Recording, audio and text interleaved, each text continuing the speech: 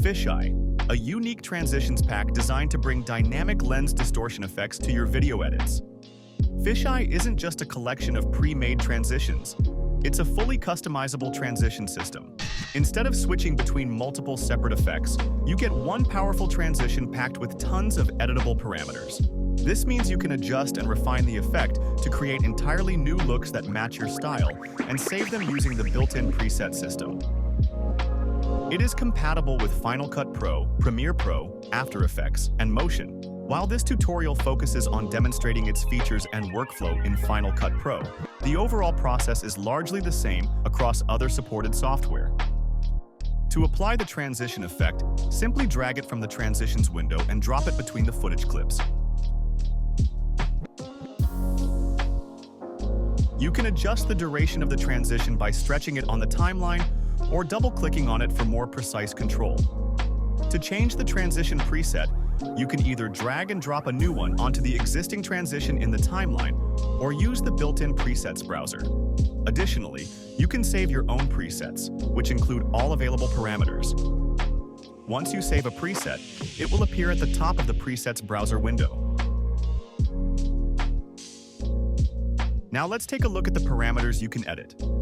There are 4 main groups: image animation, camera, distortion, and overlay graphics.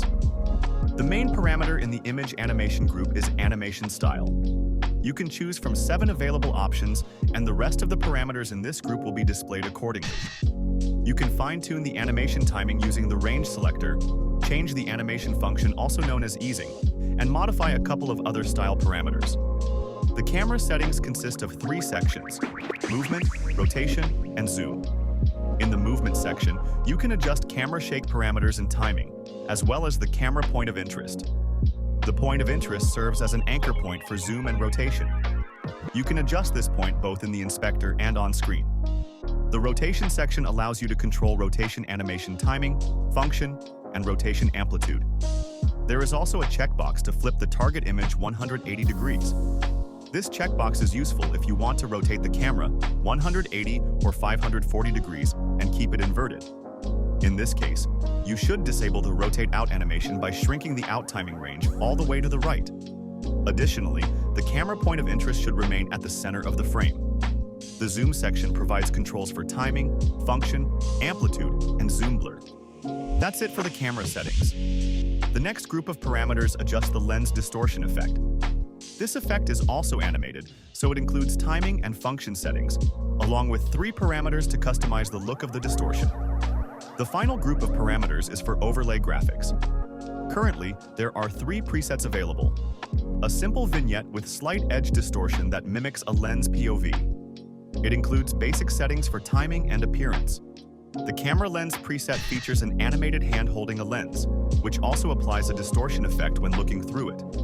This preset offers more customization options, divided into 4 sections.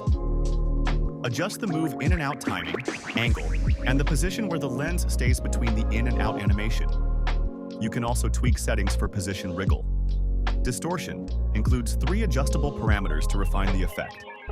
Zoom contains settings for animation timing, amplitude, and wriggle. It also features zoom animation blur and a depth of field blur, which blurs the overlay graphic as it zooms in.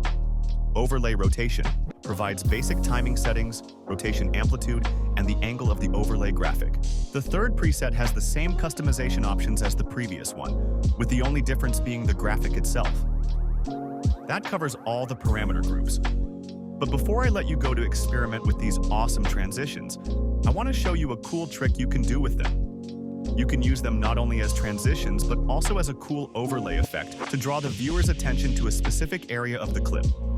Press the B key to select the blade tool and cut your clip where needed, then add a transition at that point. Adjust the parameters to your preference. I will reduce the overlay graphic zoom, fine-tune the movement settings, set all camera parameters to 0, and change the animation style to one that doesn't cause the frame to move, making the image animation unnoticeable. Then, I will adjust the lens position and distortion settings. And that's it. Now I have a cool effect that I can use to creatively highlight an object in the frame. Thanks for watching. Enjoy editing.